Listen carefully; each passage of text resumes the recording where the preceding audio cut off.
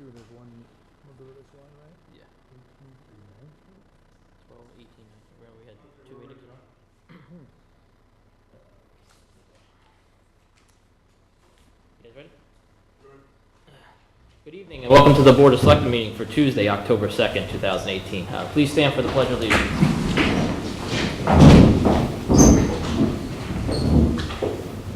I pledge allegiance to the flag of the United States of America and to the republic for which it stands, one nation, under God, indivisible, with liberty and justice for all.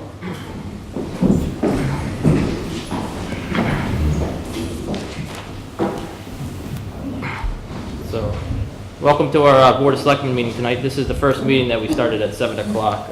The board did call meeting to order at 6:30 for executive session, and now we're just reopening in public session. On tonight's agenda, we're going to review some regular and executive session meetings.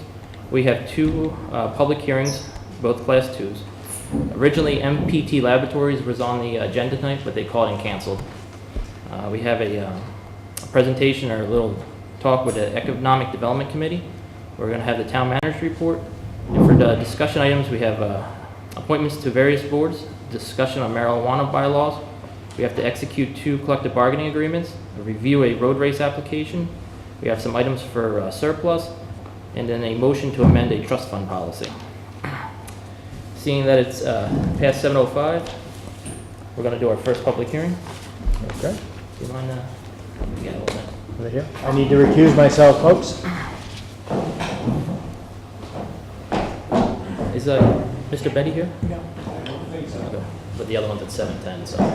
Steve, this one should be real quick then, so don't go far. We're going to open up the public hearing. Is Mr. Gary Betty here? I don't see him. Sandy, has all the Mr. Betty and the abutters been notified of tonight's hearing? The abutters did need to, Yes. just the, he Oh. was certified mail, which was not returned. I also emailed him and his partner, and I did not receive any response. Just for the audience and the public record, we are going to hold this meeting tonight because the town has been notified that New England Classic Car is operating in its violation of its license under the town's Class 2 policy adopted by the Board of Selectmen on October 6, 2015. New England Classic Car fails to meet Operation Criteria 9, whereas the applicant must show that adequate and appropriate facilities will be provided for this operation of a motor vehicle dealership.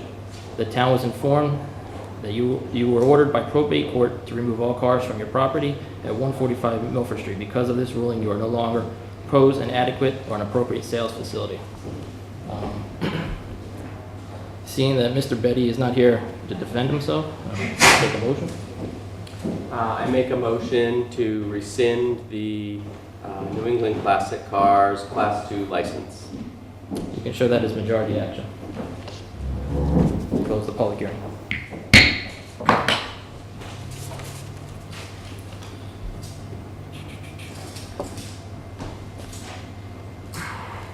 I'm just gonna wait that 1 minute. That costs you, right? Cool. Oh, I got 7:10 now. All right, we open our second Class 2 hearing for Atlantis Automotive Group, Limited Liability Holdings, Mr. Karen Danielin. Please come forward. So obviously you've been notified, and this is another hearing that the butters didn't need to be. Okay. Yeah, have a seat, sir. I'm just going to read why we're here. This public hearing is being held because the town of Upton has been notified that Atlanta Automotive Group is in violation of its license under the Class 2 policy adopted by the Board of Selectmen on October 6, 2015. Atlanta Automotive Group failed to meet application criteria number 5 by failing to comply with Mass General Law, Chapter 140, Sections 57 through 69. Under this MGL, the town was informed that you no longer maintained or proposed or held the proper insurance bond as required by this chapter. Okay. So, just introduce yourself for the record. My name is Karen Danielian and operate in Western Motors, Atlantis Automotive Group DBA Western Motors. The bond being canceled for non-payment.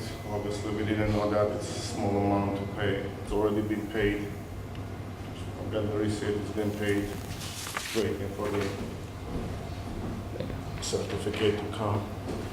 Probably like in the next week or so, maybe even this week.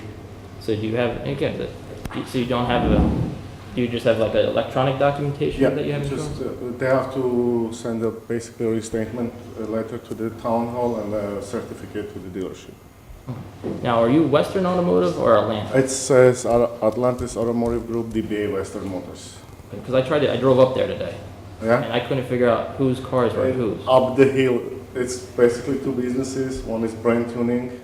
We used to have that business too, but obviously not anymore. Up the hill you go, that's where the Western Motors is.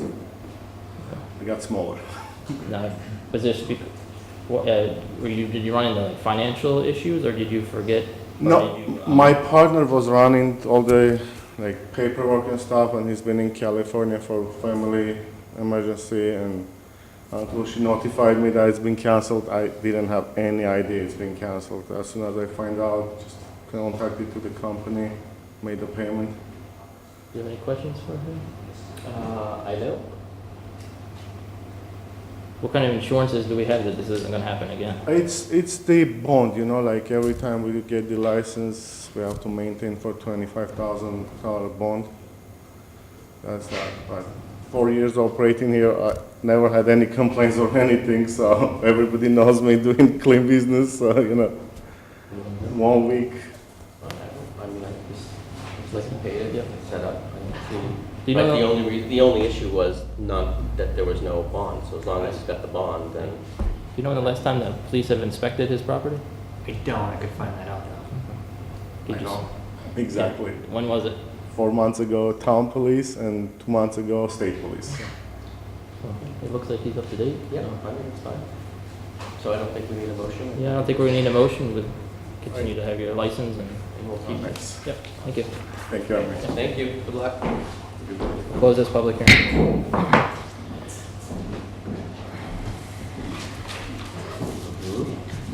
Just wait for Mr. Battalion to come back. It's, right next to Mike's Auto Body, you got Westerns, and then it's way up in the hill. So it's right across from Steve's shop. I'm not sure the exact address. It's kind of confusing. It's a building with 3 or 4 businesses in it. All set, sir? All set? Okay, so next item on our agenda was PT Laboratories. They canceled the presentation for tonight. I don't know if you have any reason why, or? They sent their representative from MPT Laboratories to the town of Upton last Wednesday. They spent some time with Mr. McCormick looking at some potential sites. I think they looked at over a half a dozen sites or even more. What they found in the end, that there really weren't any sites that were suitable for the business that they were trying to operate. So they went back and they had a conversation back in California, and they sent us an email and said that at this time they're not going to pursue trying to find a location here in town, and that if things were to change, they would let us know. Good. So, the next item is Economic Development Committee. Whoever's on it, if you guys don't mind coming forward. Gene Burnett, Chair of the Economic Development Committee. Good evening, sir. So I was just gonna. Good evening. So basically, we invited you here tonight to just open some dialogue between your committee and the Board of Selectmen. For anyone that's unfamiliar with the Economic Development Committee, a few months ago, the Board of Selectmen reorganized this committee to assist us for some ideas for the expand economic development in town, support and revisit the creation of the village bylaw, center bylaw, and like we said, assist with downtown mixed use. I believe you guys have some assistant funding from CMRPC. CMRPC. Yep. So Mass Economic. basically, we just kind of want to know like what kind of progress. Well, we've only had 3 meetings, Yeah. so, and we're still trying to figure out what's the best path forward. And right now, that really looks like gathering all the information we can from past studies, accumulating that, distilling it into some sort of executive summary so that everybody that is interested in this kind of thing doesn't have to read through, hundreds of pages of documents. And the goal being to come up with a unified vision for what economic development would look like, in an ideal world. Not to say there's anything wrong with the used car dealerships we have in town, but we are really trying to we feel that there's an opportunity and a responsibility to try and encourage higher value use of our industrial property and commercial properties to generate more tax revenue for the community without the burden of the tax load being what it is. We really do not match up to any of the communities in the area in terms of a balance between residential tax burden and commercial tax burden. So our goal is to try and build out or create a zoning set of bylaws that encourages what we want to see. You get what you zone for. And what we've zoned for is giving us, relatively low value uses for industrial property in one of the most dynamic areas in New England. So if we want to be in the business of creating good opportunities for the community, both from an employment standpoint and from the point of view of supporting financially the community and the services it provides, then we have a job to do in recreating our vision for what we think industrial development can look like in the town. The same thing is true in terms of the commercial space here or this village concept. If we don't create a vision, it's going to be just by happenstance that things happen. You will use the existing zoning laws to continue to see kind of haphazard, not necessarily low value use, but kind of a haphazard, non-comprehensive, non-vision oriented use. And I think we're at the point as a community that we would really like to see some visioning being done by the community at large and direction by the community at large as to how they want to see downtowns developed, what a walkable community looks like, what mixed use looks like, all of those things. In order to do that, we have to create a set of tools and create the renderings, if you will, concept plans that will allow people to envision what could be and then encourage them to participate in developing a plan that really catches everybody's imagination. Do you have any questions, Brett? I would just say, is there anything you need from the board? I don't think so at this time. I think, really we're still in the information gathering perspective. I think what we will need from all the boards is for us to be successful, we kind of cross over a bunch of different boards, whether it's conservation, planning, zoning, all of those entities have a role to play in this overarching kind of visioning. And what we can run into is because we're not communicating well, you get internal resistance because it wasn't invented here. That's not necessarily saying that happens. It's just good open lines of communication will make this process much better. It will make it, it will make it be easier for us to implement when the time comes to actually present something that requires a town meeting vote. So everybody being on the same page is critical. So the regular meetings with planning as we go forward and as needed, regular meetings with zoning as needed, regular meetings with you as needed to inform you of what we're seeing and keep you apprised of the things that can happen. The only other thing I think I would say is when I read through the master plan, which was last done in 2005, and just knowing and talking to people in the community, clearly this is a bedroom community. It was zoned to be a bedroom community. It wasn't zoned to be particularly commercial or business friendly by design. I think that we're at a point now where everybody knows the mix of taxes is clearly all on the residents versus the commercial businesses we have in town. So I do think there's some benefit to trying to bring more business into town to offset some of that tax burden. At the same time, I would just remind folks that we have a master plan. We have the zoning that was built very intentionally to maintain a certain character of the town. So just as you go forward, as you want to get support for this, I think it's important what you said, which is let's get buy-in, let's talk to other people in the community, let's talk to other boards, other groups of people, so that we can make sure that we don't have an economic development committee that's solely focused on aggressively bringing new businesses into town when you've got a majority of the town that really wants to stay a bedroom community and not have businesses and not have a Route 9, not have 140 turn into Route 9. So, you know, there's a balance there, that's all I would say. And we agree 100%. That's why we think right now the process is really, the primary job is visioning. Yeah. You know, and there is such a thing as the right kind of business. And so that's really trying to determine what people perceive as the right kind of business is job one right now. And then allowing that to, you know, to gain public support is going to be critical in order to move it forward.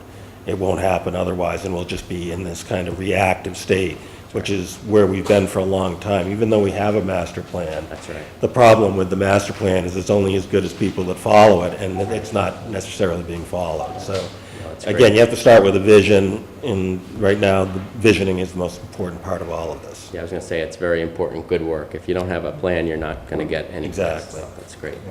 And I think the interaction between boards is important, just your board coming before our board, because otherwise, a lot of people, names and faces, a lot of times it's important to put names and faces together, but also what you're up to, it may not be televised in your meeting, where now a lot of people will have access to, again, you're at the information gathering point. So I think that's, you know, that's important. I mean, these are big issues. They're, you know, this is a very sensitive kind of project to take on. I think the members of the board all take it really seriously. Most of us are longtime residents. I think all of us are really longtime residents that are on the board. And, you know, we have a commitment to our, you know, the community we live in. But if we don't encourage the open communication between the residents and the boards that, you know, govern the operation of the town, a lot of times what happens is you're out ahead, you know, the bylaws are out ahead of the community rather than the community being bought into the process. So really what we'd really like to see is the community buy into the process as we go along.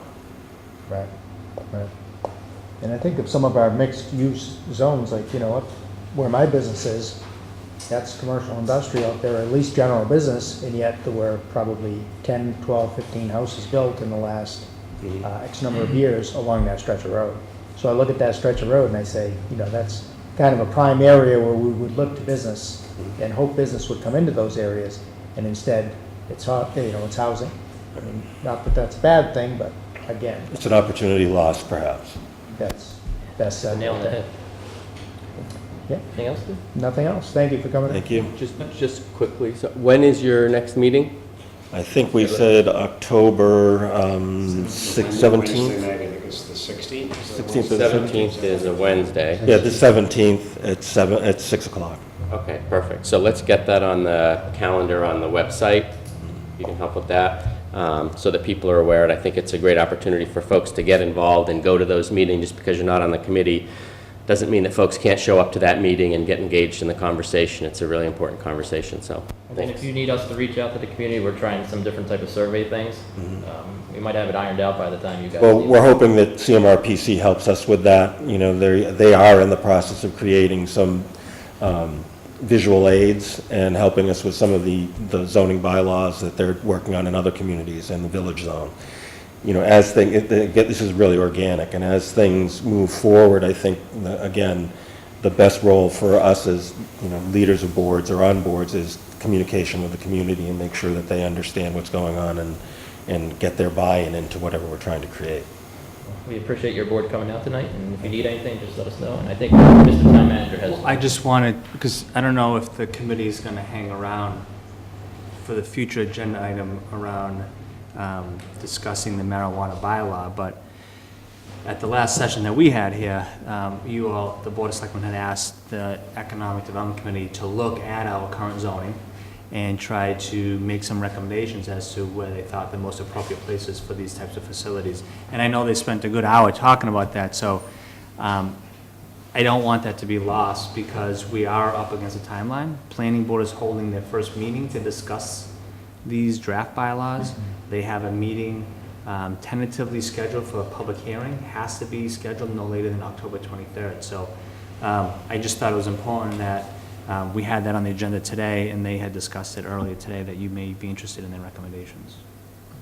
Do you want to deal with that now? If you, yeah, go ahead. Sure. Well, we had, as Derek said, we did have a kind of a lively discussion around it, and again, in the context of we want to encourage business in the community without saying, you know, this is allowed and this isn't. You know, a business has a right to operate in an appropriately zoned location. I think the way we see it is that we don't want to discourage use, but we don't necessarily want to encourage use either. So the idea would be, it seems like the most appropriate area of the town that's zoned industrial and commercial is the area of the town south going towards to Hopedale and Milford.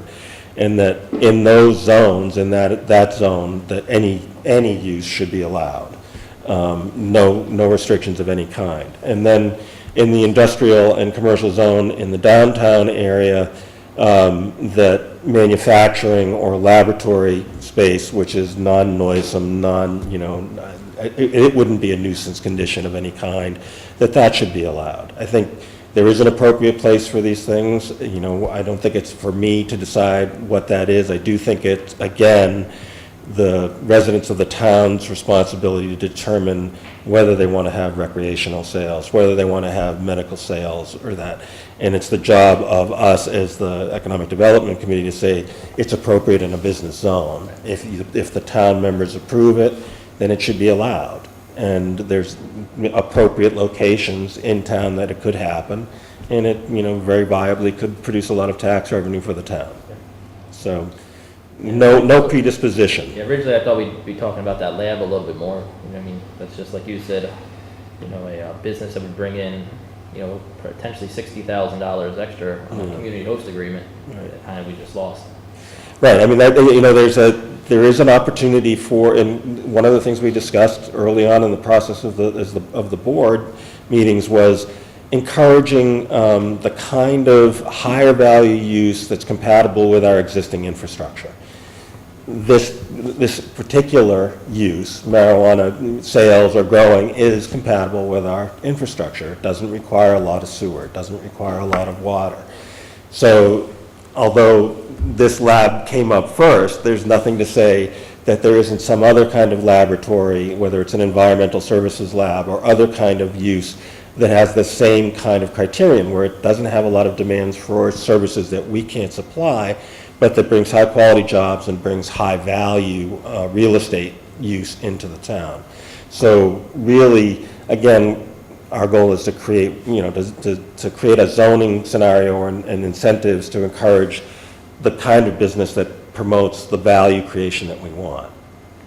So, two things. One, I just wanted to clarify. So MPT Labs pulled out of tonight's meeting because they went around looking for properties that they could use and didn't find anything suitable and didn't want to proceed because they weren't able to find any suitable locations in our business districts. It had nothing to do with it had nothing to do with our lack of zoning bylaws or anything like that. So I just want to make sure that people understand that the reason MPT Labs didn't move forward at this point was because they couldn't find real estate that worked for them. It wasn't because of anything to do with zoning bylaws. That's correct. Secondly, can you just clarify what the Economic Development Committee talked about in terms of, I understand the, you know, commercial and industrial south side of town, you know, retail, any commercial use, that's all appropriate. You said in the general business districts, go ahead. So this is. I didn't say general business, I said the industrial commercial zone, Yeah. which includes the rail yard and that location, that area behind Knowlton Manor. Yeah. And the affordable housing there. Thank you. That area where there is industrial commercial zone, Yeah. that, you know, an enclosed, when we're thinking about these kinds of things, Yeah. you know, they would be in an enclosed warehouse. Yeah. Wouldn't be visible. Like, same thing with a testing lab, there would be. So any enclosed. non-retail use. Non-retail, non-grow, you know, a use that's compatible with that area, which is, you know, basically So invisible. not a growing facility.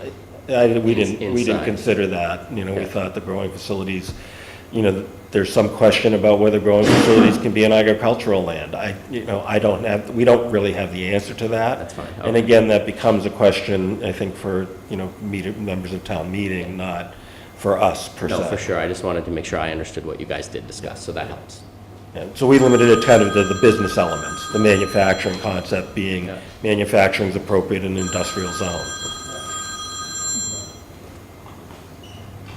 Thank you. Great. Thank you. I'm just gonna, should have told Mr. Town Manager this before, I'm just gonna shuffle the meeting around a little. I'm just gonna do, our open public comment section right now, if anybody would like to comment on, what we talked about already. So I think this is a good spot. For the laboratory. was- I know we know your I'm name, sorry, Marcia. Marcia Keselowski, 10 Whitney Lane. For the lab, was no water and sewer down in the industrial commercial area an issue? I think the main issue was that, and, Mr. McCormick said he can speak directly to it, he toured them around, was that they were looking for a turnkey facility, a place that they could walk into, rent at a fairly low cost. I think it was $10 a square foot is what they were looking for, and there just wasn't anything that met their requirements. Thank you. So, moving along. You have any recognition, Steve or Brett? I do not. No. Okay, Town Manager's report, sir. So just a couple of things as we prepare. And before Mr. David Ross leaves, I just want to say one quick thing. Because working with Selectman Simus, Mr. Ross was able to donate 12 desks to the town, to our employees. So I wanted to publicly thank him for doing that. Those are very expensive, and I know our employees really appreciate that because we sit down all day long, so to have a desk where you can stand up and get a little bit of physical activity is helpful. So I wanted to thank you publicly for doing that. We appreciate that.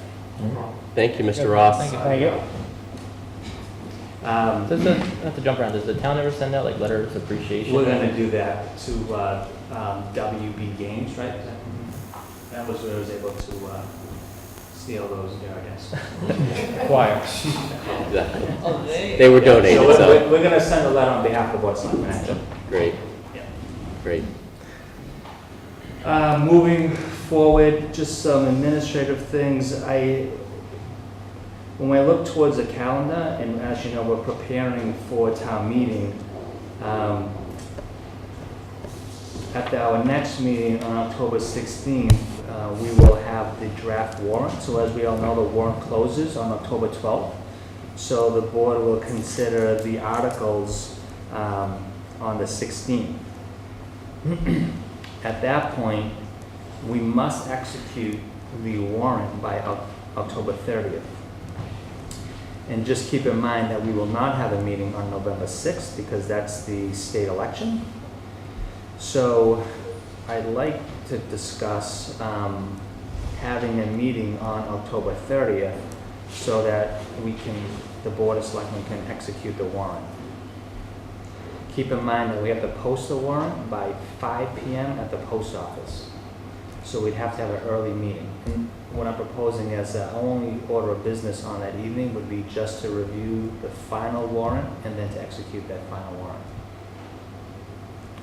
So I would say to give us enough time or give the administration that needs to be done, I think we need to meet earlier, say somewhere between 3, 4 o'clock. Or the day before. Well, yeah, why don't we just meet on a different day instead of leaving it That till the way, if very you have last minute? anything to change or anything, you can have time to do your typing. Right, I think we agreed to 7 o'clock meeting, so I'm not sure why we would have a meeting at 3 o'clock. We would only execute the warrant. So that would be the only order of business, would be basically to accept the warrant and sign it. Most of the, So I would like, 'Cause everything I'd should be- assume do it early in the day and be because the done with it. 16th is when we're gonna discuss it, right? And all the edits should be done by then? Right, so in theory, you would approve the draft warrant contingent upon any legal changes, because we'll send that to KP for final review, and then the final review will come before you. What I'm saying, it has to be executed no later than October 30th, because it needs to be posted by 5 p.m. on October 30th. Right.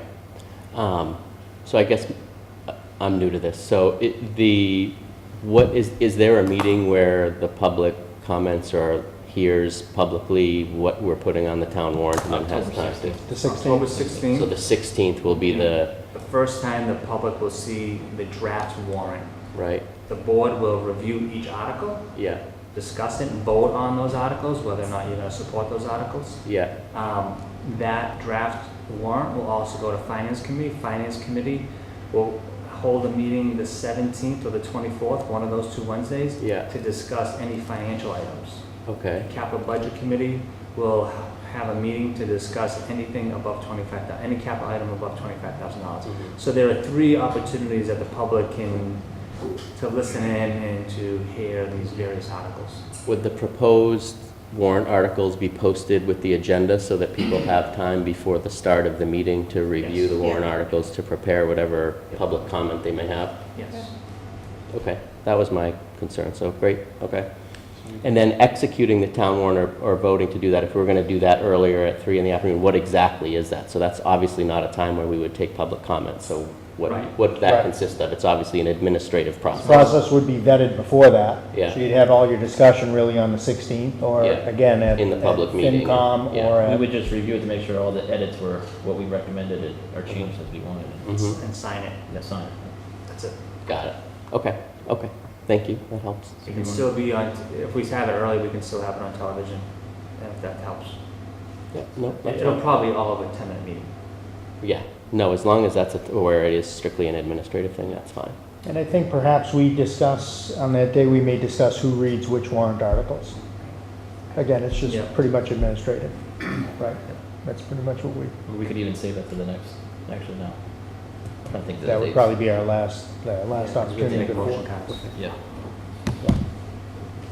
Are you good with something quick in the afternoon? Yep, absolutely. No, the main thing is as long as the people know whatever it will be, October 16th. 14th, they'll be able to go. 16th. No, 14th, when can they go to the website to see what the draft No. warrant articles are? No later than 48 hours before the meeting. Okay, so no later than 48 hours before the meeting on October 16th, they can look and get a view of what the warrant articles are and come to the meeting on the 16th with whatever feedback or So questions. usually, Sandy posts it on that Friday. Yeah. So you have the whole Right, weekend, so Monday, the- Tuesday. Yeah, So the agenda will be posted, because we've got to post that on Friday afternoon. Yeah. Keep in mind the warrant closes on the same day as that we have to post it. So we'll probably post the draft, I would say, I need at least 24 hours to put it together. Probably sometime that weekend, so the 13th or 14th, we'll post it online. So folks they'll have at least 48 hours, if not 72 hours, to review the draft warrant. run that by me again. So we have to finalize the warrant, So what the date? agenda that we have to post for Yeah, that meeting yeah. has to be posted on that Friday Right, to meet the 48-hour public meeting law. yes, But the warrant itself closes, so I have to keep the warrant open until I get any final requests yeah, on that day. So I'm gonna put it together, so I need 24 hours to finalize that, so we Right. can post it. So what and we I'm can saying- still change the warrant after the 16th. Oh, absolutely, yeah. Okay, Or Yeah, we but could I'm- choose not to endorse an article. We could pass over an article, or Right. we could pull an article. right, or we could add an article. No, No, We can add. once it closes on 12, you cannot add an article. So we don't get any public comment prior to finalizing the warrant on what articles we've included? So it's the Board of Selectmen's warrant. Yeah, You decide which articles that are in front of you, yeah, you want to support. but anybody can propose a warrant article. Anybody through a citizen's petition can propose an article, yes. Got it, So if anybody from the public wants to see a zoning change, for example, right, they need to go to the clerk. Yeah. I think it's 100 signatures? Yes. Kelly, 100 signatures from registered voters, yeah, and they can file for any article. A citizen's petition must go on the warrant. We cannot pull the citizen's petition Yeah. article. and if there's people that just want to suggest a warrant article without 100 signatures, they could just propose it to the Board of Selectmen during a public comment session, and we would consider it. Yes, but keep in mind the warrant closes on October 12th. So So it had to been done already. if an article is proposed on October 16th, it's too late. Okay, So once the warrant closes on Friday, we can't accept any new articles. It's okay. not fair. So if that- somebody wants to propose a warrant article without having a petition, they would need to do that, I would say through you, the town manager's office, They would, as soon as possible? they'd have to go through either a board or committee. Okay, Right, so if, again, if it was zoning, Yeah. maybe they want to ask the planning board to sponsor an article on their behalf. got it. If it So was- people don't sponsor warrant articles, a board or committee would sponsor the warrant article, so if people want a warrant article, they go to the board or committee that's related to that area and ask them to sponsor a warrant article. That's one way, and the other route is just go get 100 signatures and do it your own Okay. way. All right, It's very two good. routes. Right. Yeah. Right. Or of course, this board. Yeah. But we don't meet again before that. Right, So. right. Okay. All right, but if they wanted to, they could go to you and say, can we have a Board of Selectmen meeting to consider this new warrant for the warrant article, for the town warrant? Yeah, Okay. yeah. I'm just trying to understand for my own edification, how the community can get involved with the town meeting and what they may, and again, I have no idea if anybody has any interest in any of this, but I think it's just having people understand how to engage with town government is important, so I want to make sure that we share that publicly, Yeah. so that's good. Okay, I think attending the meetings is always most important. right. I think people attend the meetings, which we have actually a nice crowd here tonight. I good. think that's always the first step. Yeah. Because you end up with a dialogue, Exactly. and the dialogue leads to ideas. Yeah. Which I have one. And that's good. I'll bring it up under new business. And letting people know that we want the information, we want engagement, we want people thinking about it, and we're very interested in that, so that's great. Right. Okay. Right, yeah. So those are the two ways. Okay, so that's good direction. The other thing I wanted to bring up was that at our last meeting, you had asked for me to explore electronic voting at town meeting. So I have talked to Grafton. They are willing to rent it out for $1,500, but that doesn't come with any tech support. So we would have to identify 1 or 2 people in this organization to go to Grafton to train on the use of these devices, and then rent it for $1,500 at town meeting. The alternative solution, and I'm just going by my experience in Plymouth, was that you can rent it from a company that owns and operates this equipment. It was approximately $6,500, but that comes with tech support. Usually they bring 2 people for 8 to 12 hours, depending on the length of town meeting, and then they certify all the votes as well. And that was a cost of $6,500. So I spoke to the town moderator, and he had asked that we do not move forward with electronic voting at the fall town meeting.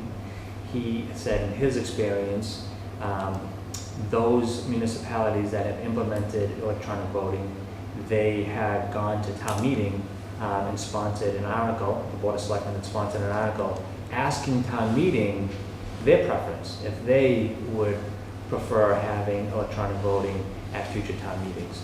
So he had asked me to kind of carry that information back to you all and let you know that his recommendation is not to have it in the fall, but to consider an article in the fall. Sure, yeah. I came here just in case there was any questions or clarification, so, because after we had talked about it, I thought this could enter into a larger conversation.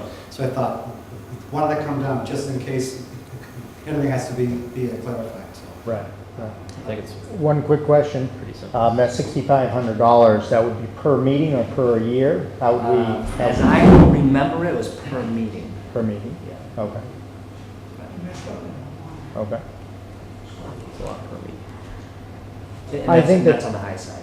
Okay, yeah. I mean, I think that was one thing that we had discussed at our last meeting, which was we really wanted to have a solid number before we make a decision on this. We wanted to really see from a cost standpoint, owning the equipment, renting the equipment, or his situation, $6,500 with tech support. As we've all sort of said before, we're looking for more participation. So we think if this is going to be a way to get more people engaged and better participation, then I think it's a good idea. However, my only concern is that we may not need it for every meeting. And I know it's hard to pick and choose. I would think that the board should make the decision of, once we get I agree with Mr. Laper as far as putting this on a warrant article. That'll give us some good feedback, see what the people think, if they're in favor of electronic voting. But I don't think we'll need it for every meeting. But I think in the case of big decisions, large capital items, or something such as marijuana bylaw, where you would expect big participation, I think those would be absolutely key meetings when I think it would really be beneficial to have this option. I personally think, well, if you start it, you just do it for every meeting. And I don't know if it's 1,500 per year, 1,500 per meeting, but I think once people start getting used to something, it's better to be consistent than change every other meeting. Which is my 2 cents. Yeah, I tend to agree. I think once you start using electronic voting, it's worth doing it. If it's $6,500 per meeting, I think that's money well spent. I think that the value is less in using it when you have large participation and a lot of people voting. I think it's more about voter discretion and not wanting the person next to you knowing whether or not you're voting for the new police car, the new fire engine, or for schools. So even if there are small things, sometimes we have a warrant article for, $70,000 for this or $70,000, and it's not too controversial, but if I'm sitting in front of the fire chief or sitting next to the police chief, it's kind of a little awkward to stand up or sit down depending upon what that vote is. So I would agree. I think it would be worth considering doing for all meetings, but I also agree with the town moderator, let's ask what people want, because it's frankly less about what we want and more about what voters want. It's certainly what we've heard, which is why we're even having the conversation. But if we put it to town meeting, let them decide, and if they think the $6,500 is money well spent and gets people more engaged in town meeting, which we believe it will, certainly we can proceed and do that. But I think it's easy enough to create that warrant article and find out. There's another article for you to create. Yeah, so I can draft up an article and I'll do some more research, give you a more fine number. Yeah. For town meeting, so we have a better number than the 6,500 as I remember it. And then the other thing I think would be great is if we have a company that gives us a quote and we're having that quote as part of the warrant article, having that company at town meeting or a representative from that company at town meeting to be able to answer questions would be great, because I know that when it's come up before, people have had concerns about how do I know my vote was registered? How do I know that, if I need to change my vote in the middle of the vote? So questions about the logistics of how it will work and how secure it is and that it's not going to break down. We want to be able to answer those questions before people have to make a decision. So that would be great if they can do that. I don't know if they can, or even if we can answer those questions and have them ready or ready to I think answer. a vendor would want to be there. They Yeah. want to sell their That would be prices. Yeah. that would be great. Services, yeah. Mr. Moderator? Yeah, but this is great, a conversation. Everything I'm hearing is correct. One comment though, which is really important, other communities that have moved forward with it have always started the process with forming a committee to look into things. Now, I know that the town manager will do that. And if what you do is what that committee would end up doing, that's fine, okay? But the question is, making sure those types of questions are answered. Because while I have no problem with an article at the town meeting asking the town if they want to move forward with having electronic voting devices, usually that's done after a committee's been formed to look into it, figure out all the things, get all the questions answered. Then there's a second meeting to ask the town to do it. Do you understand what I'm saying? Yeah, we're kind of under a time crunch. I don't think we have time to Well- develop a committee. And I think to your point, as long as we answer all the questions that a committee would ask, I think we're doing the right due diligence. And I think that's the value of having a town manager that can help us with those things to expedite the process. So hopefully we can get all the questions answered, get all the information, go to town meeting, answer all the questions that people might have, and let the town make a decision. And at And this the point- dialogue is there with Grafton in this situation. The dialogue is there with Grafton where Derek already has this agreement or this proposal, so we have already that dollar figure. But we also can, again, do some research, see what they were able to find out. Mhm. And from what I understand, as far as you push. So if you pushed yes, you didn't agree with that yes, you pushed the no, that no is trumps the yes. The So last that would thing you be, push, that's it. yes. that's your vote, is the last button. So what's good is other communities who have done this were sort of the first ones doing it. So they all formed a committee because they didn't really know what the history was.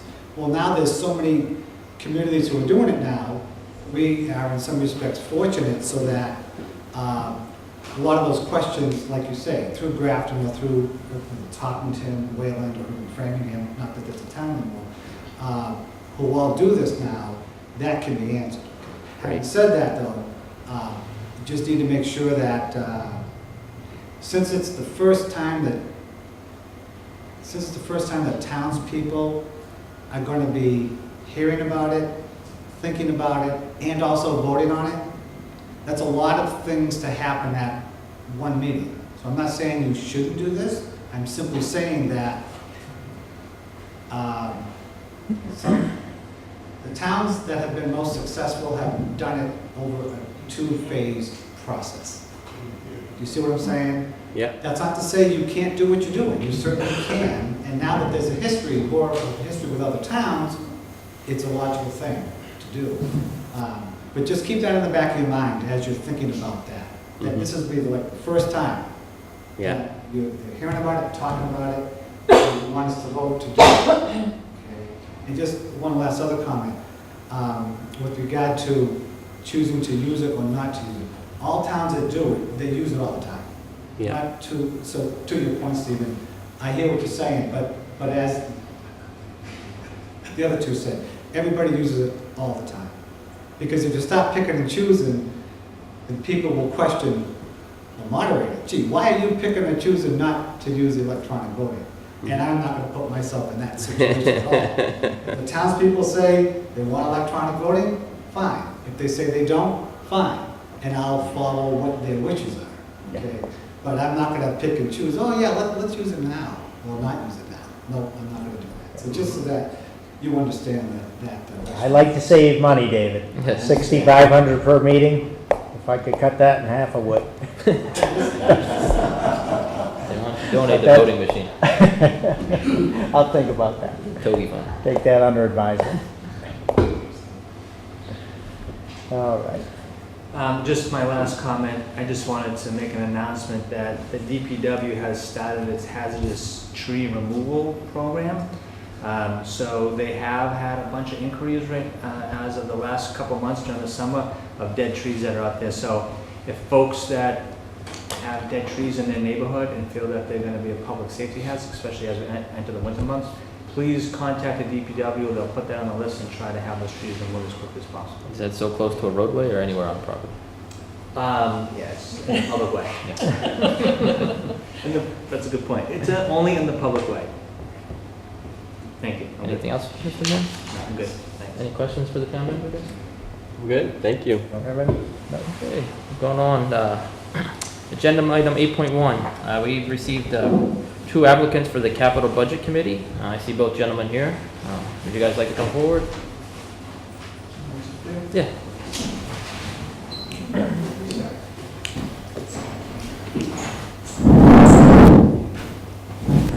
Okay, hello. How you guys doing? So what we do now is we, anybody that's applying for a board, we invite them up, let them introduce themselves and, Ask you to thumb wrestle. yeah, for the positions. That's good. Whoever would like to go Not first. that either one of you are new to town government. You're both familiar faces. I served with both of you gentlemen on capital budget in the past. Yes, So, excellent job, I may say. thank you. So I'd like to open by saying how valuable Frank is to the Capital Budget Committee. He's Can you a just introduce yourself for the people out? Ken Glowacki, Treasurer Collector, 15 Hickory Lane, and Chairman, prior Chairman of the Capital Budget Committee. Frank? Frank Agnello, 23 Florence Circle. So, once again, Frank's been with the Capital Budget Committee since the beginning, which was around 2010. He's a registered architect in Massachusetts. He's been invaluable to the committee, and he's done a great job. And It's just the nature of the way this committee and our term ended, that the two of us are here before you, so that's your choice. So it sounds like you're selling Frank. Hey, the guy's great, what can I say? I just have a question as far as, I'm not sure why there's one position left. Because it was, they restructured the way it was, before the, finance committee had all the picks, and then they've changed it to the board of selectmen to have 3, the finance have 1, and planning have 1, and they went from an even number to an odd number. That's, Okay. went from 6 to 5. Okay. And prior to this year, we did not have any appointments to the board. So the composition of the board has changed. Again, I served with both you on the board before. When both applications came forward, I assumed actually that Ken was just asking to be reappointed. So that was my intention, and where he is the chairman, I would nominate Ken for the position. But I don't know how, it's unfortunate. I don't know how we can have both of you on the committee. I don't know how we can do that. Can't. Well, there is a potential solution that one of us becomes an ad hoc member. Would be non-voting, but still a member. But I was going to say, there's no reason that you can't both engage actively in the process of the capital budget work as a non-voting member. Whether or not that's of interest to either one of you is up to you. But it looks like the existing committee members are Rick McGuire, Thomas Davidson is the planning board appointment, Rick McGuire is the FinCom appointment, Dave O'Brien was a BOS appointment, Dan Lazar's was a BOS appointment, and then this is the 3rd BOS appointment. Does that, That's correct. that jives with what you guys both understand? Because seems like there was some lack of clarity about that. Not with you guys, but other people on the committee, so. Okay. You guys want to make a motion? It's sort of like having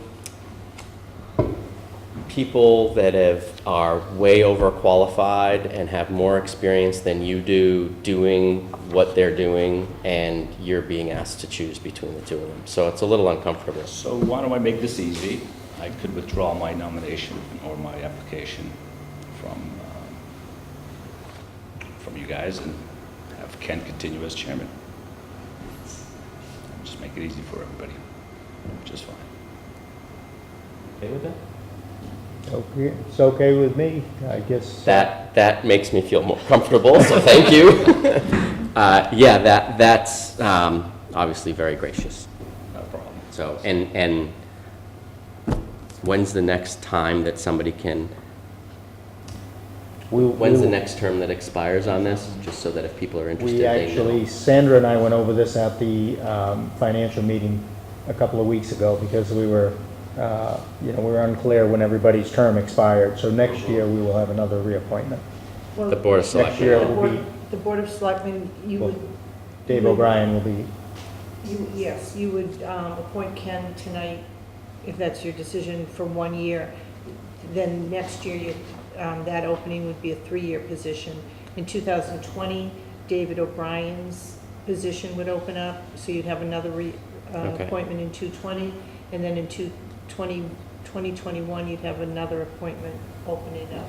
Okay, so it's going to be a Because- few years. Because Dan O'Brien and Dan Lazar continued in their positions based on the new bylaw. They continued in their positions, so that's why the Board of Selectmen doesn't have 3 openings yet.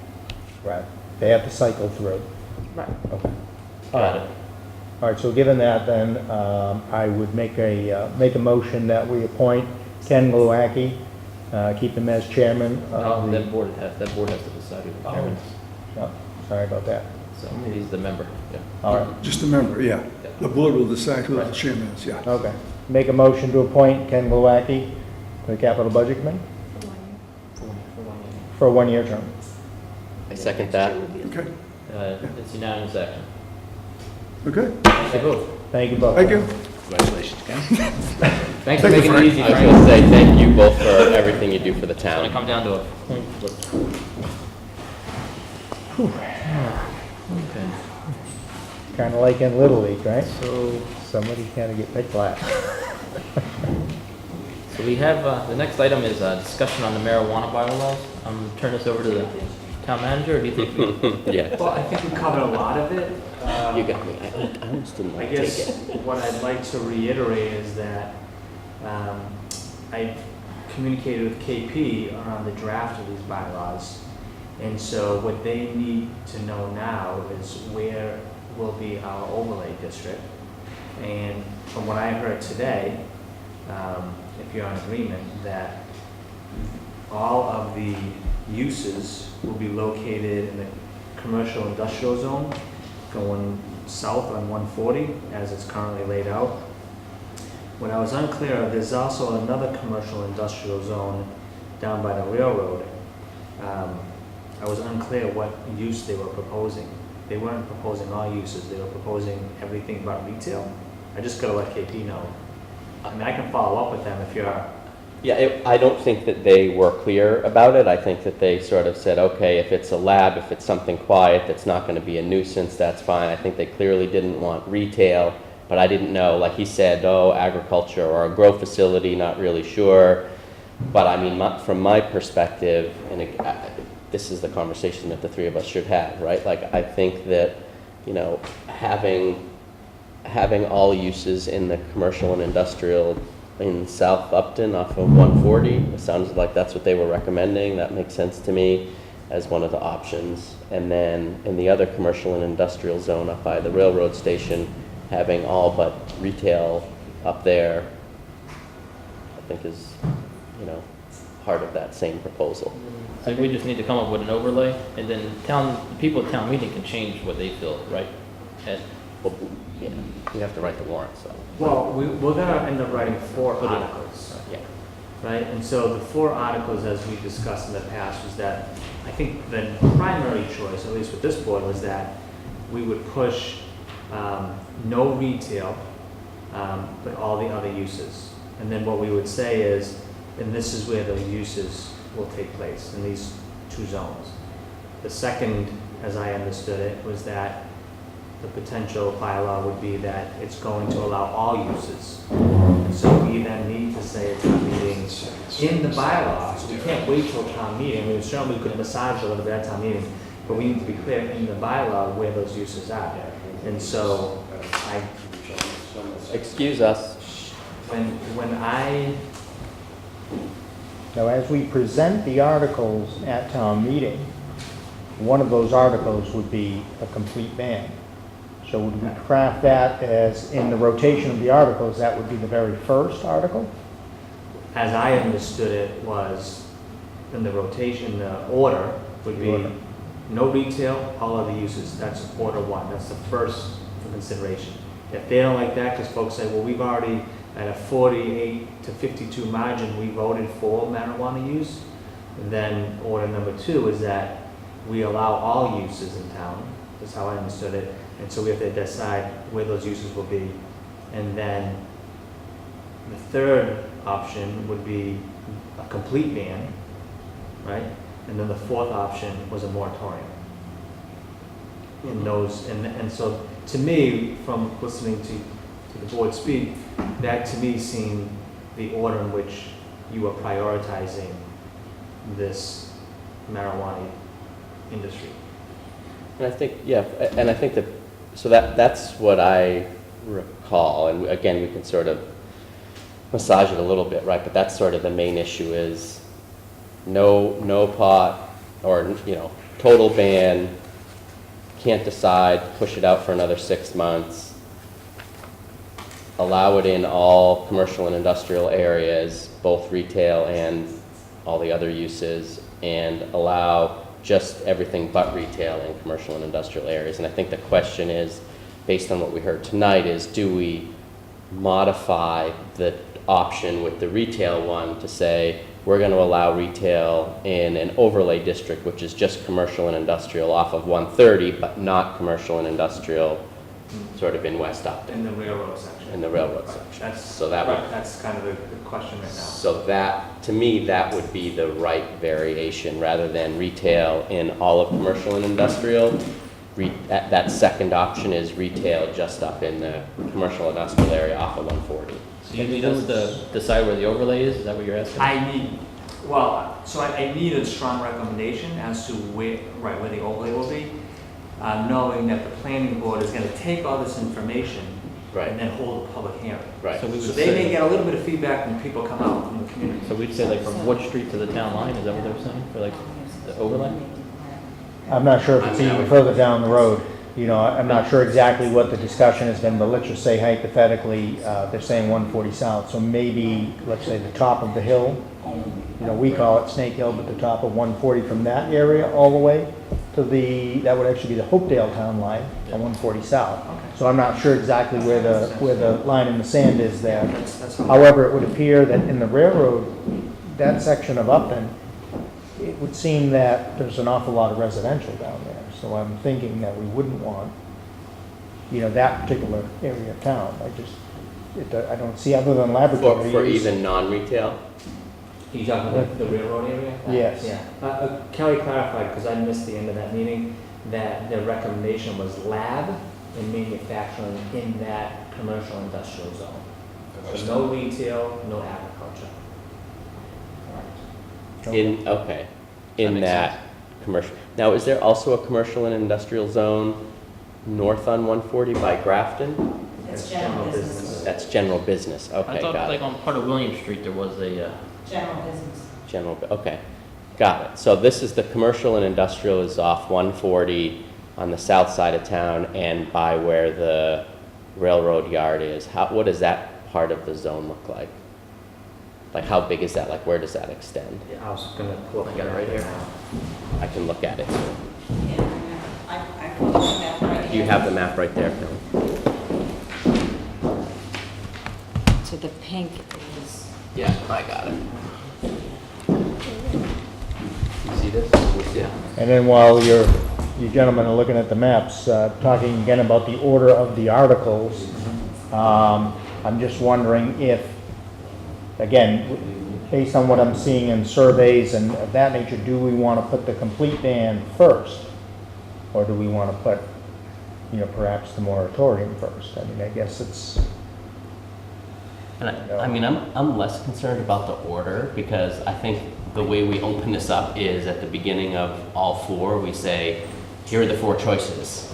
I don't think we just go through them one at a time because people won't know, like, wait a minute, so I think at the beginning, before we go through any of the four, we have to say there are four choices, here are the four choices, and explain it to them, and then go and vote on each of the warrant articles, otherwise it's going right, to be but too if you confusing. think about that, if you pass the first warrant article, there would be no need to vote on the fourth warrant article.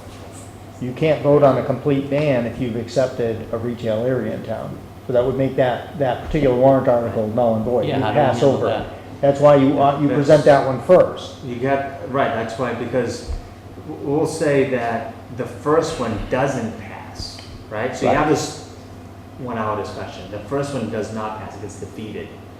And then you go through the other, you can't go back.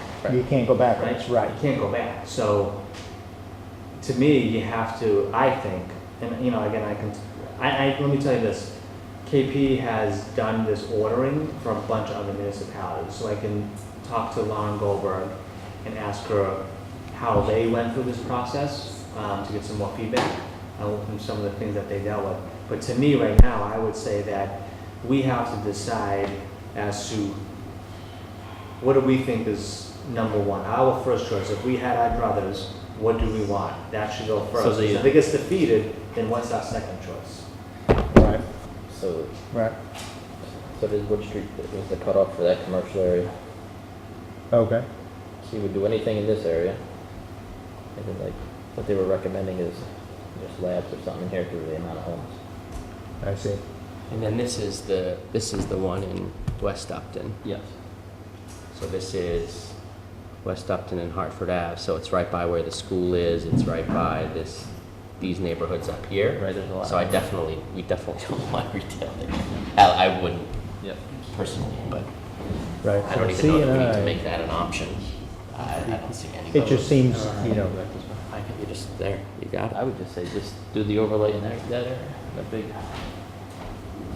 it just doesn't really seem like there's much available space in this commercial and industrial area and these particular roads. You know, if you think of Hartford Ave South, Depot Street, Farm Street. Right, there's it's sort of just- all built well, out. That's what I'm saying. Because that apartment building, there's a huge field back there. Yeah, but that's off of 140. That would actually be, before Mechanic, yeah. Yeah, that would probably be over here.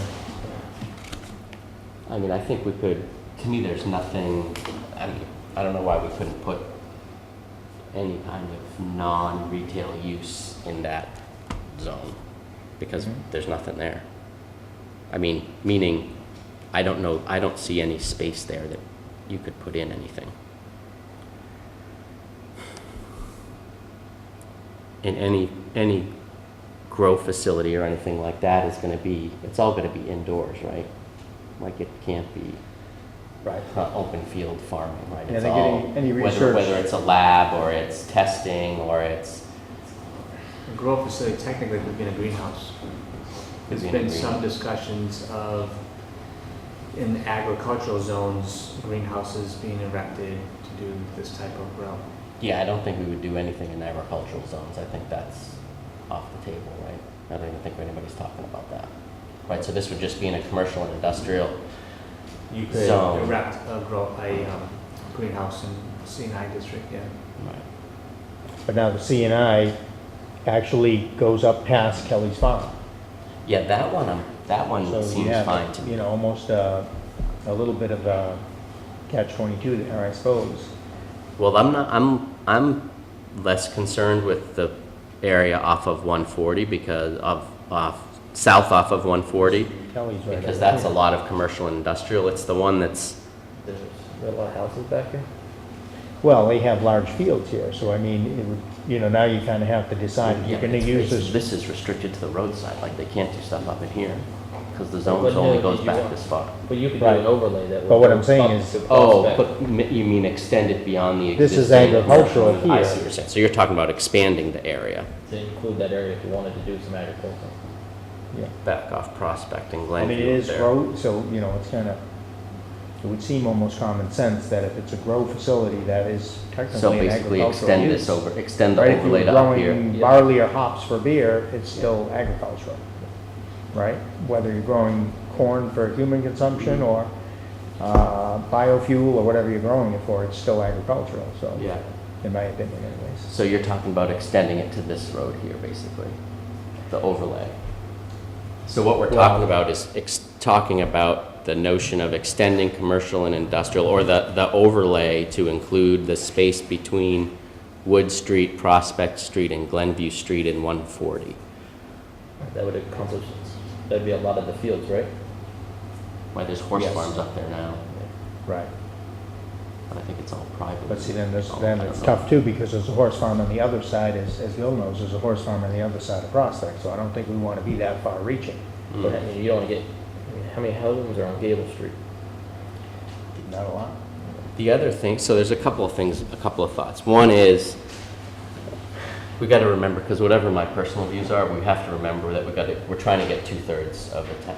To put up something that 2/3 of the people will agree on. And I think that to include the commercial and industrial zone in West Upton, that's going to be more controversial, I think, than the commercial and industrial zone off of 140. Go ahead. Was it for all uses, it was just for 2 uses?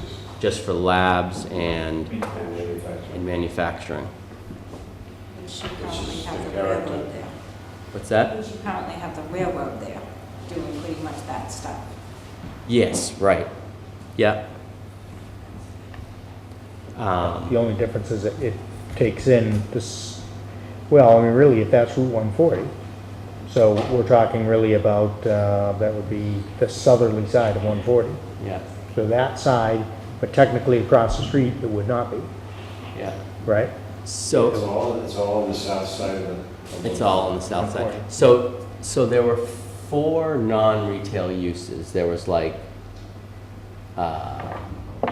Manufacturing. there's manufacturing, agriculture, labs, and- growing, Macro, and like distribution or something. What was the 4th one? Do you remember? Retail, medicine, lab, manufacturing. Medical. Medical. Was medical the other one? Something else. Okay. And So what if, you said earlier you cannot ban We medical. cannot prohibit medical at this time. no, so what if we did that? What if we did, so I think we just, in this, off of 140, we take the Economic Development Committee's recommendation. So in West Upton, we say only labs and manufacturing. Right? And then now the thing we need, do you guys agree with that? Yes. Okay, and And then that's exactly what the committee's putting that's what forward, the right? Economic Development Committee is supporting, so Mhm. we're agreeing with that. And then the only other question is up here in the south, commercial industrial area, at the south side of town off 140, do we create an overlay or just leave it the way it is? Just do the CNI, or do you want to try to grab some agricultural? Because it's that wide along the side of the street. Nothing there, I know. Yeah. So it seems like, Yeah, that's awful like, restrictive. that's And That's the my thing- concern, is like, we're having a conversation about trying to include more businesses and attract more businesses to town, and I know retail sale, like, that's sort of, people have a different view of that, but all these other business types, you know, if we're essentially making it impossible for them to come here, we're not buying ourselves anything except putting laws on the books that are legal requirement. I mean, right, it's like, we're not actually doing anything to attract business. Well, and that's what I I was would- saying about that particular area, because it Maybe is expanding it very out. rural there, so there's a lot of open space there, so, you know, do you want to move that boundary? You know, I don't know what the depth of that is according to the map there, but it looks like it would be something like Would 100 you feet, do it maybe? Or to 200 feet? include the whole, I mean, you just use their property, for example, to include all that acreage. Yeah, because, you know, it's wide open until you come up to the next building on the left-hand side, I think is the, Is it the Hart Place? it's just before that. There's one, oh, Tattersall Machine, actually, would be the next one on the left.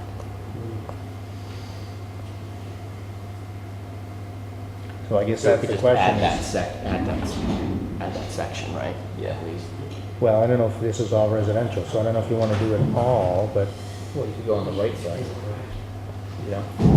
Oh, I'm not sure what's, is this all fields up here?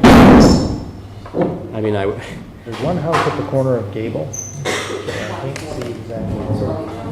If we went to another There's map not. and you look at the property and say, hey, like 500 feet from the back of that right, house. you could There's look one across house the at the maps. corner of Gable. So at Gable Street, you got a I mean, house there's gonna be here. houses somewhere. I mean, at some point. This is all houses, all the way here and all the way down the hill. This would all be houses here, right? We could put this But up. the difference is when you come down Gable Street, there's nothing. Kelly's has both fields on both sides. Yeah. This is all field on both sides. Would it be easiest if we just did in that, just that Well- section of the streets, or extend it like this way The problem is, I think to the these brook, people or are even gonna- all the way to the town line over here? Like, why not just bring it to here and then cut it across, keep it away from this neighborhood, cut it across there? You know, these people that have homes here, you know, they're probably gonna have a, you know, fit when they hear that their property is gonna be Well, included can in you commercial can industrial. you figure this out?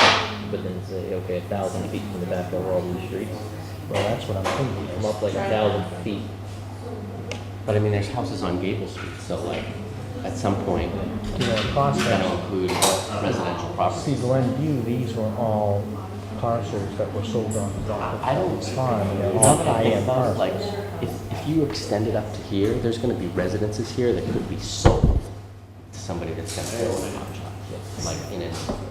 Yeah, so that's So, not a good choice. That's not a good, so I think, Do you include, you know, properties that are currently in 61A, I guess would be the question, within the C, you know, within that, yeah, I But don't it know. doesn't fall into it. Right, but see, now it's not in CNI. So could you do an overlay that says like this, and then like what Steve was saying? What was Steve saying? Any 61A property? Nothing important. We'd have to map out on a 61A property and then include that as the overlay.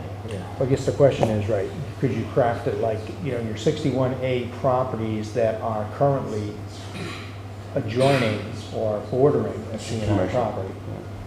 Could become a agricultural. I mean, or anything. at And point. that I would don't think we include the restrict it scope at that of point. that land on the left-hand side.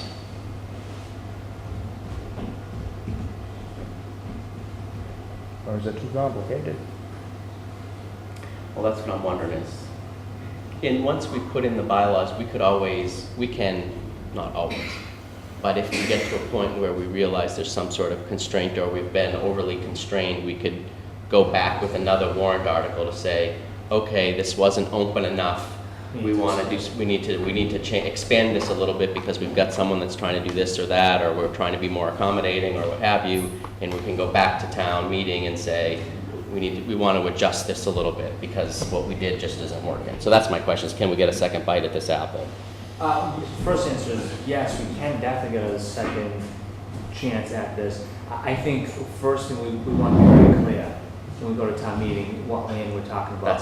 That's And my I don't concern, is feel that if we like- start changing things and Right. doing it over, like it's gonna get more So complicated. we just say right now, it encompasses the C&I district. Yeah, One thing we do know is developers, they recognize opportunities. Yeah. And so, if they're gonna go across the street, so that small narrow band of C&I, Yeah. and they see that there's a lot of open land, they could certainly work with the town. come to us and say, hey, you know what, and- can we, Yeah, I mean, they certainly couldn't get a use variance through the ZBA, we Right. went through that before.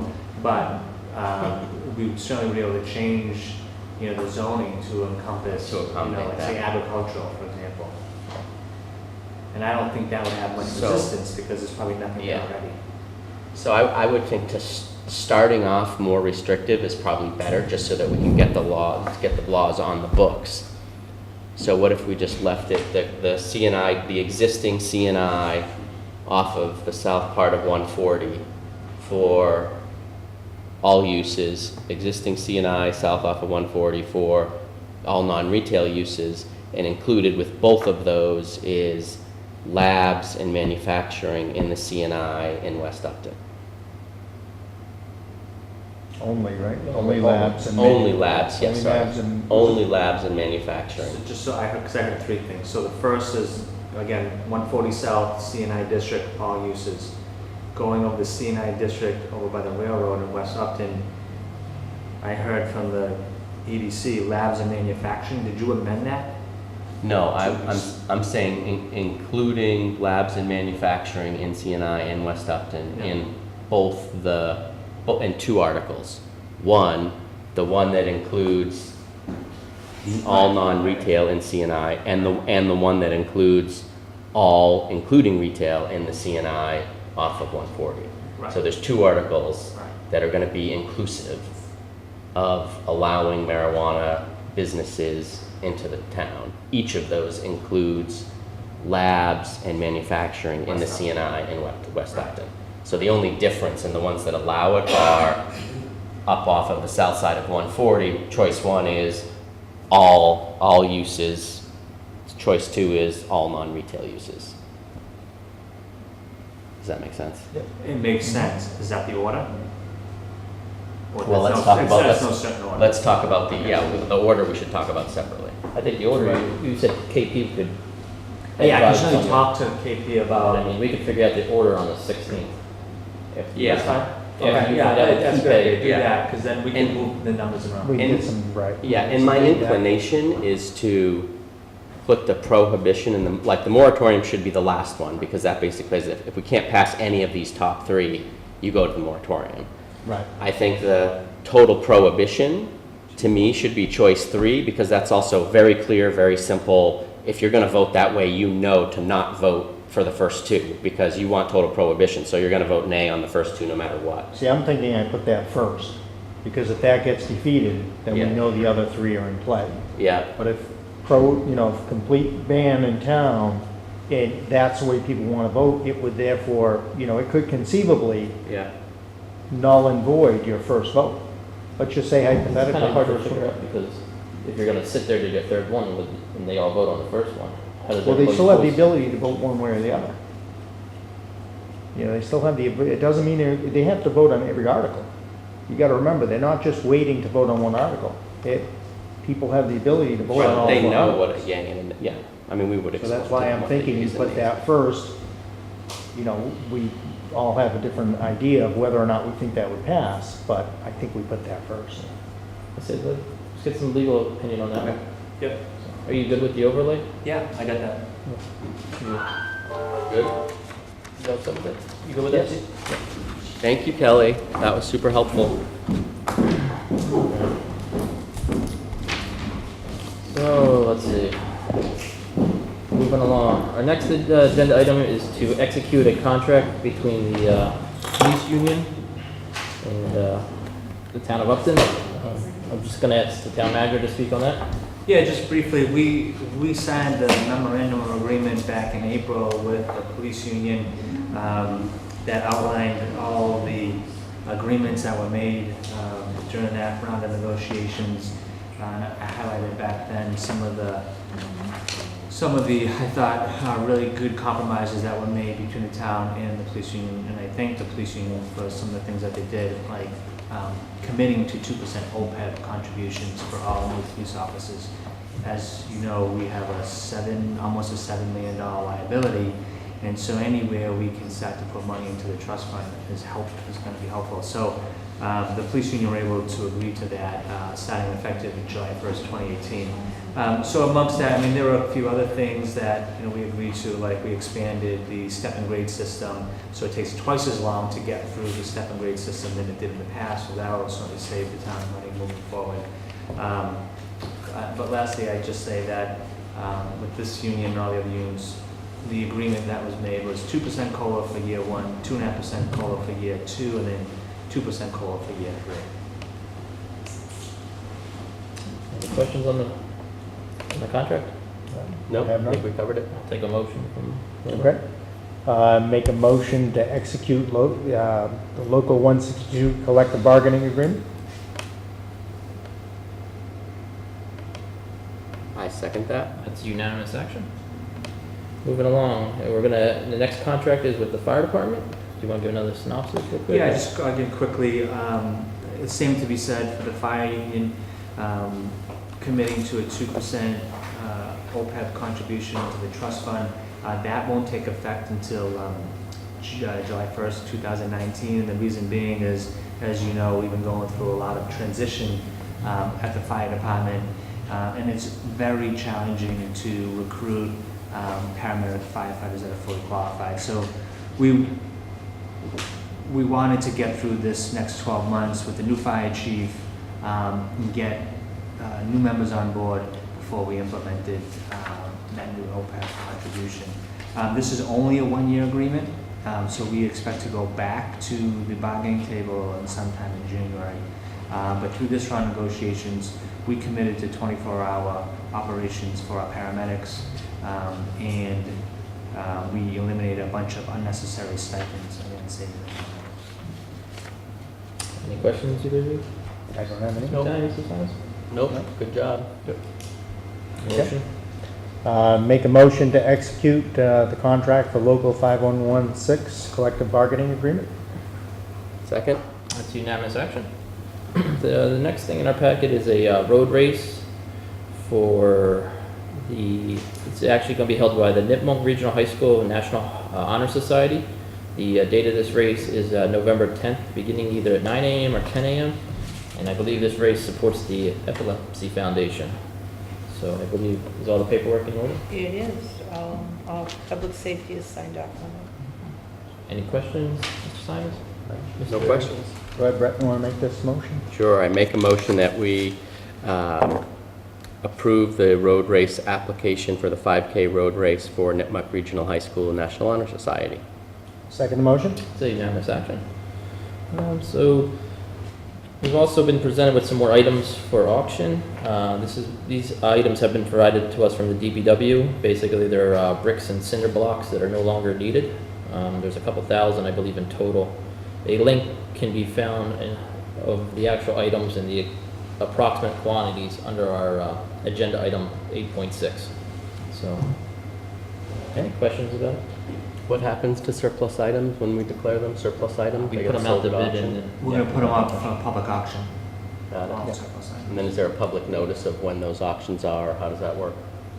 We typically will just promote it through our website, through our social media, like we do with the house. Yeah, got it. I believe we did pretty good on the last auction. We got a couple $100,000. Our last surplus auction, we received $16,000 for the old town manager's vehicle, and how much for the total of the other equipment? Do you remember? I think it was about another $10,000, $12,000. I was thinking 8, but it could have been closer to 10. I can actually made? So again, that was old equipment, old vehicles, old technology equipment that wasn't being used. And so we were able to receive $25,000 to $30,000 just in surplus items. Yeah. Good. There was an old pickup and an old dump truck, I think, in there. A couple doors. Yeah, Perfect. that's right. We'll have something else too for the next meeting, Yeah. for surplus, Sounds good. the old Okay. cruiser. It's 5 years of electronic It'll be voting. ready. The more stuff we can get rid of. Yeah. Okay, Who wants to make a motion? You want to do it? I Okay. make a motion that we declare those items for surplus and put them out to auction second motion? from section 1.6, sorry. That's unanimous action. So then the last thing we have on our discussion items, where did I write that one down? Let's see. We have a little background on this. On April 18, 2017, the Board of Selectmen enacted a policy on how we vet individuals to receive funds from the Ella Ristine Trust Fund. While reviewing our policy, the Board of Selectmen have decided to propose an edit. And basically, it's in I think it's in procedure number 3. We want to include the authorization to perform a Corey and Sori check background investigation for the proposed recipients. Any questions or debate on this? No, I think I would just let people know that this is a welfare trust fund that was set up by the Ristine family. And it's meant to support people in town that need a helping hand at a point in time. The trust fund has about $700,000 in it. Available for members of the community. Priority is given to people that don't ask for the money. Somebody else would have to sort of say, here's a person in need. There's a whole process to request these funds, including a financial analysis with the town social worker to review whatever the financial situation is, to make sure that there's actually a need and that there's not hidden assets somewhere. It's a very generous fund that was created. It's not town money. It's actually private family trust money that the family asked the Board of Selectmen to administer. And so this would be just adding a provision to that. Section 3. Section Sorry. No, that's all right. Go I was ahead. just telling him where it was located in the procedure. Okay. Is adding a section to that policy that would allow us to request a Corey and Sori background check for applicants. And this is just to ensure that if we are helping people out in town, that we're helping people that aren't necessarily using the funds for anything other than what we've asked for. And I think it would probably reflect poorly on the town if we were giving people a helping hand that had criminal backgrounds. So we just want to be really mindful of that and protect the interests of the town. And the policy in its entirety can be found on the town website. If you just go to the search area with the little magnifying glass and put in trust fund, and it popped right up. Anything you'd like to add? And other than that public service announcement, I would say if you know someone in need in town, keep in mind that this is an option to help people. I think it's something that's under-publicized. People aren't aware of it. It's something that I don't think a lot of people know about. People don't take advantage of it. And the money is there so that people can use it. And the family wanted the money to be used for people in the town that needed help. So if you know somebody that needs help, ask the town manager, ask the town clerk how to get involved and how to ask and put in a request for this. And it is, and to piggyback what you're saying, it is private. It's private money. We don't It's not discuss town it money. in, It's not taxes. and we Oh, don't- sorry, yes. it's And we private. don't discuss it in open session. It's an executive session, and That's right. It's all And then- done confidentially and very discreetly. we don't release them records, so, Yeah. or them minutes, I should say. Yeah. Said, any other discussion? Not good? All right. Nope. Okay. I'd like to make a motion to accept the amended trust fund request policies and procedures, the correction for section 3 of the procedure. I second that. It's unanimous action. So, moving along. We never approved the minutes. I know, I got that right there. Okay. You want to jump up there and do it? Oh, go ahead. Go ahead, make your motion. Okay, where are we? Okay, so now we need to, or I need to make a motion to accept the regular session meeting minutes from September 12th, the 18th, and the 19th, and also executive session meeting minutes from September 18th. I second that. It's unanimous action. Good. New business. Any new business, Mr. Simon? None here. No new business? No new It's all you, business Mr. here. Italian. Well, we were on the topic earlier regarding warrant articles and how they're brought forward. So thought I would lob an idea out to you gentlemen. The stipend for selectmen, I feel, is artificially low at $500. So I am probably going to ask Derek Brindisi to do a little research for us and find out what the comparable town's stipend is for a selectman, and probably ask to put forward a warrant article to adjust that from $500 to some other number. Well, this is almost as uncomfortable as being asked to select between Mr. Iannello and Mr. Glowacki to serve on the capital budget I committee. figured it's a good So you're meeting, asking about giving ourselves a raise? I guess you could put it that Who's way. it coming from?